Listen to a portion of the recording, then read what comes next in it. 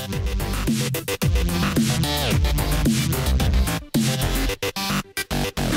and welcome to my weapon review about the Recon Jungle Pack. And yeah, let's get started right away with the Tier 8 sniper rifle, the KSVK and the SD Jungle version. And just look at this thing, how beautiful it is with this leather stock and grip. I really like it. It's the best looking sniper rifle in the game in my opinion. And on top of that, we have the best parts of sniper rifles on this thing. We have a short barrel, which means the highest fire rate and the lowest sway. We have a silencer, so other players can't see where our shots are coming from. We have a bullpup stock, which is nice with higher control for higher ready time. The standard scope is the 2.5 till 12 scope. That's basically personal thing, which scope on sniper rifles you prefer. We have a bipod as default with the option to add a grip if you're more the sniper who's sniping while standing. That's the thing you want to use. But I basically stick with the bipod for the bonus of accuracy and control while you are on cover. And of course, extended mag, there's no use to change to a smaller mag. Here are some scenes to show you what I mean with the advantages of the short barrel. It's perfect for shooting out of cover because of the lower sway of the gun with the short barrel, so the shaking of the gun is lower, and it's perfect for quick scopes because it has a faster settle time with short barrel. Now I would like to compare the KSVK with the gun that's already in the game, and that's the Nemesis 50 Modmaster Edition with the bipod and a short barrel. As you can see, there's not much difference between these two regarding accuracy control and fire rate, and this should be an example that a fire rate of 30 isn't that bad if you're using a M200 or something like that right now, especially if you take into account the damage.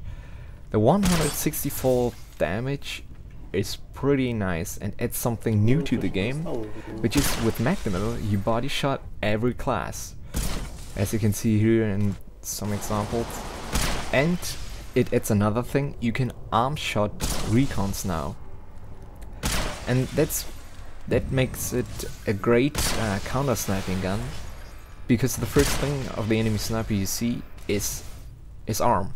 Right there, I shot him with Magnum in the arm. Now I'm not using Magnum, and again I shoot the recon point blank into the arm, but only for 123 damage. And that's too less to kill the recon these days. But still, the gun is pretty nice in close quarters because of its high damage. You can, even without Magnum, you can body shot recons in close quarters. And to be honest, it's just fun to run around like that with a gun like that. You can, some specs you can also body shot, but assaults only with Magnum right here, even though I hit him pretty bad. He needs a little push to the death, or whenever you have the opportunity, shoot them in the head. It's always the best thing to do. Now let's move on to the new SMG. And there we have it, the Tier 8 SMG, the CPW and the SD Jungle version. And this is the default build you see right here, with a short barrel, so the highest fire rate possible. And yeah, it's high. The silencer for the SD version, a collapsible stock, which is pretty handy because we get a higher control with that. The grip, as usual, the only option for SMGs. But there are actually some things we can change on the gun, and that's the scope and the mag. We can change from an extended mag with 50 rounds to a standard mag and 30 rounds for a better ready time of 0.35 seconds. But we have only a damage of 37, so we need a lot of bullets to kill people, and with this small mag we need to reload a lot. And the reload time is 2.8 seconds for both mags. With the patch 1.2 coming now, you can basically get what I just said, but the problem stays the same. We need a lot of bullets to kill people, so I would recommend you stick with the extended mag, especially if you look at the ready time now of 0.09 seconds with the extended mag. That's basically nothing. And one special part about the gun, like the M960, this gun has a burst mode, which is pretty handy in cover-to-cover fights. Now, this next scene should show you what I mean with the small mag. Here I'm using Magnum and I can only kill 2 guys. Without Magnum and the 50 round mag, it basically comes down to 3 guys I can kill most of the time. Now let's have a look at the speed of this thing. And there were a lot of situations like this where I not even noticed that I shot 2 guys because it just goes so fast. And the burst mode, it's pretty nice on longer ranges or cover to cover fights because the control is really better with it.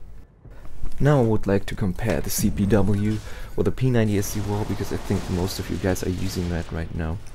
And at the moment I would say that the P90 is still stronger, even though the CPW has a higher damage per second, but the P90 has a higher armor piercing, so we lose less damage with it.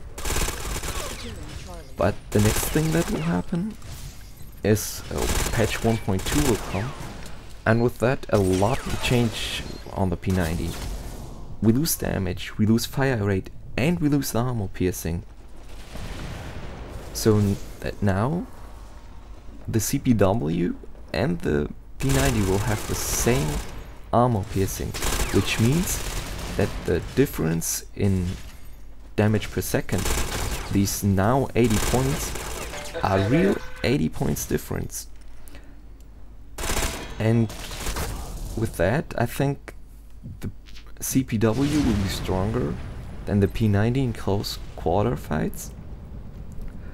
And with a patch I think we will have more close combat. So that I think after the patch the CPW truly deserves a tier 8 badge, and I'm glad to have it. Now let's have a quick look at the PX4 jungle. To be honest, I noticed that it's just a tier 5 pistol and I will probably go back to the 45T. But if you look at the price of the pack, this is really just a present you get, and if you don't have a PX4 already, the jungle is a good one. The rest of the pack I can just recommend the guns. The KSVK is beautiful and deadly. The CPW, after the patch, I think deserves a tier 8 status. And yeah, I enjoyed the guns. I hope you enjoyed watching. I thank you for watching, and we see us on the battlefield. Have fun.